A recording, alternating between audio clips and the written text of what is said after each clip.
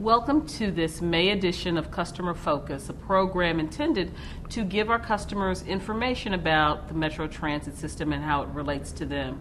It's been a busy month for Metro, and we have Robert Baer here, President and CEO of the agency, to talk to us about the funding issues that have been going on with Metro and what's been going on at the state of Missouri level. So welcome, Bob. Thank you.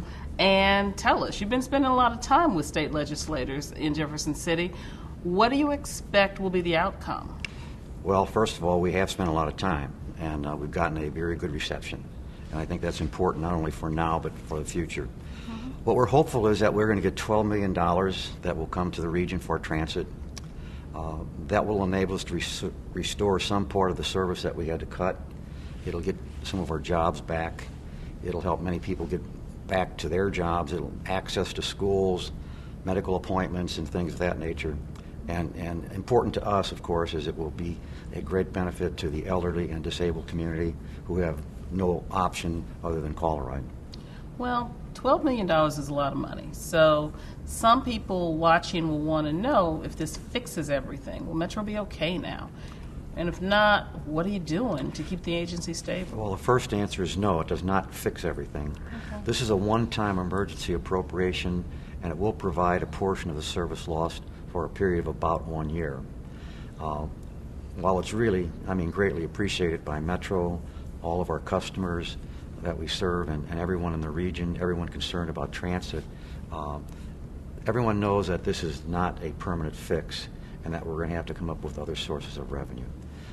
And that's what the region really needs, a permanent solution to financing, and we believe it needs to come from three levels: local, state, and federal. Now, first of all, we'll talk about local because that's the most visible and the most things we can get our hands on. For example, St. Louis County is going to, again, put on the ballot in April of 2010 a half-cent sales tax for Metro. So given the awareness and people now understanding the importance and the consequences of reduced service, we're hopeful and we believe that by talking to people as we have for the last year, that they will support the initiative. Okay. Secondly, at the state level, hopefully, and again I say hopefully because until we have cash in hand, it's just that, hopefully. But hopefully $12 million will be coming to Metro from the state. That will be the most state support Metro's ever had, ever. And again, I think you know, and probably others, that the state of Illinois supports St. Clair County, the east side of our system, to the tune of about $20 million a year. And they do that consistently. The third part of that formula in our judgment is that it's time for the federal government to rethink its position on operating subsidies. They did that for a long time and they cut it off. But it is critically important. They have all the stimulus money, all the other funds that are floating around. We think it's important for not only St. Louis but other transit systems throughout the country to have some federal support. Well, can you help, though, with why the funds are needed? You just said something about the federal funds went away and they weren't replaced. But how do you explain to people who would say, live within your means? There's a perception Metro's always asking for money. How do you explain the need for additional funds? Again, I think it's a very good and fair question, and I think it's a great opportunity for us to clarify what Metro has done. First of all, think of yourself as an individual who hasn't gotten a raise or any new source of income since 1994. 1994 is the last time that we've gotten any new money, so to speak. Since then, however, the community has grown, the demand for transit has grown tremendously, and we've got to meet those needs somehow. And you only do that with new revenue. With no new revenue, what we've had to do, as you know, is cut service by 30%. At the same time we're doing that, since 1994 forward, we've made a lot of improvements. We've expanded our service to our passengers. We expanded our facilities, and we've done so many things that it's hard to enumerate all of them. But I think it's important for people to understand that we have not had any new resources since 1994. That's how many years? Well, that's a little more than 15 now. Okay, so could you live your lifestyle now as your kids have grown up, they have to go to school, church, go on vacation, clothes. It's just not fair for people to think that Metro is not living within its means, because we are. We've invested more than $39 million in amenities for bus customers, doing things like transfer centers and free parking facilities. And we've built a number of extensions or added stations to Metrolink in 1994, 98, 2001, 2003, and 2006. So, Metro's done some incredibly important things. And at the same time we're doing that, we've tightened our belt. People say, what are you doing with that money? Well, we're spending it like we're supposed to spend it. But we're tightening our belt. We've done a lot of things here that people ought to also understand. We are not keeping up with inflation. Inflation goes up about 3% a year. Our sales tax revenues from the county and the city this year are going to be down because sales tax revenues are down. But given all of those things, no new income, inflation, all the things that we've done to grow the system, and here we are all these years later, and I think that Metro, in fairness, and the facts I think will prove that has done a tremendous job. Well, that was my next question to you. How have you done that? How has Metro managed to grow the system without revenue that doesn't keep pace with inflation? Well, I wish I could take credit for having done those things, but I can't. But I can say Metro and all the people who are involved in management and the employees have done a number of things. And these are not easy things, because we had to freeze salaries for 3 of the last 4 years. And now again, think of you're thankful for a job, but no salary increase in 3 out of the last 4 years. We've reduced our employee benefits and increased our retirement age. Retirement age used to be 60, it's going to be 65. That saves the company money. What we've done on hiring of people, human resources if you want, is it's been relatively flat. If you look at our expenses over the last 5-6 years, for 4 or 5 of those years we've been flat. Yeah. I don't think many companies, public or private, can say that. So I think that's a real coup, feather in the hat of Metro.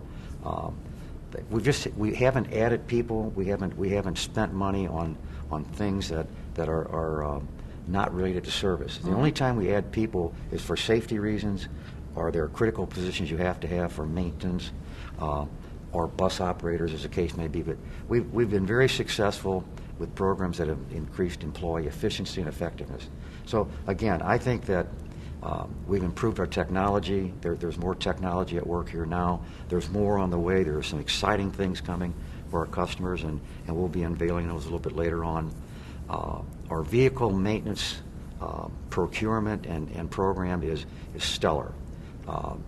We've done that through even though the money that we have has not been enough to really do anything incredibly new. Our staff has done some things by using spare parts, keeping these buses running probably beyond their useful life. I can't say enough good things about the people in our maintenance division who keep those buses, trains, and vans running. Well, that has been great. I think another thing that people don't understand, and we have to continue to help people understand, we have to compete for federal funds. And it's not like just us competing against ourselves. We're competing against the whole country. Right. And other transit systems who are better funded than us have local share. One of our problems is that we don't always have the local share. But we have successfully competed for federal grants, and that has helped us with our shortfall. So what you're saying is sometimes we can't qualify for a grant because we don't have the local funds to match that the federal government would require? Yeah, and I think that's exactly correct. Sometimes we don't have the funds. And for example, if we want to expand Metro Link, that's going to require federal funds. Right. Now it's 50-50, so we would have to apply. But guess what? We've got to get in line behind a whole bunch of other systems throughout the country. Places like Dallas and Charlotte and Atlanta, Portland, all cities that have a lot of funds available. So we don't just step to the head of the line. We're in the middle of the pack, or maybe even further back. And that's not something we can allow to happen, because if it does, we won't get the federal funds, we won't grow the system. And I think St. Louis is pretty unique in our situation here, because we're not aware of any other system in the country that had to make the kind of cuts that we've just made. So there's no template, there's no model. So we're doing our best in terms of planning. We're reacting to what we find is happening to our customers. If there are problems, we fix them as quickly as we can. But what we got to do is continue to do that, and we got to do everything we possibly can to be sure our customers are being served to the best of our ability. Can you say anything more about how we do compare with other cities? How our circumstance is either the same or different than other communities? Well, I think there's a number of things you can say about St. Louis. We get our money from the local jurisdictions. We get some from the state, not as much from the state as we would like to have, but hopefully this $12 million is coming our way. But we are really at the bottom of the pack in terms of financing per capita citizen. We are also unique because we are one of the best systems in the entire country. The only place that we fall flat is that we're at the bottom of the pack in terms of public funding, public support for Metro.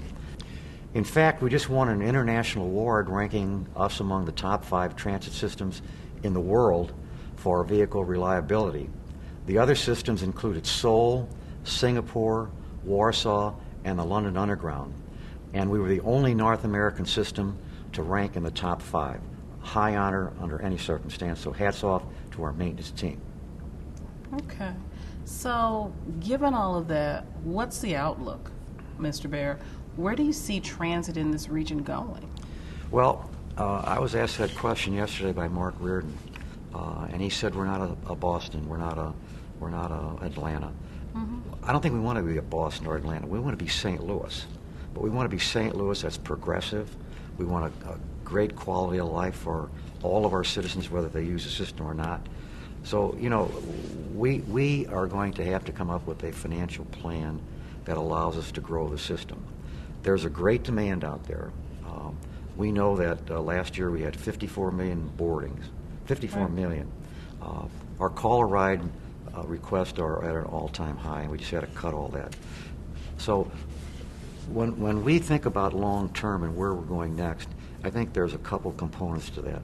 One is a long-range plan that defines for the region, as we go out and talk to people, as you know we're doing, about Metro and a permanent source of funding.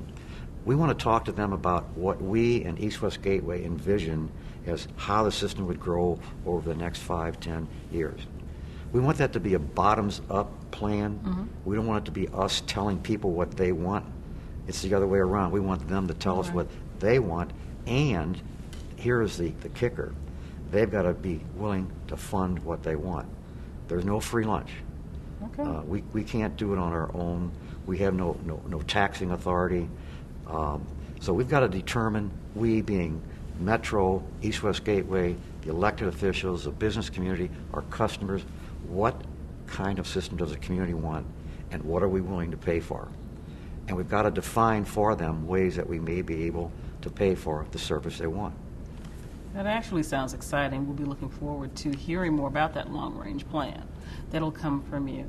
I want to thank you for your time today, and thank those people who have been watching and listening to Customer Focus. We'll be back in about a month with an update on what's going on with Metro Finances and what's going on with our service on the street.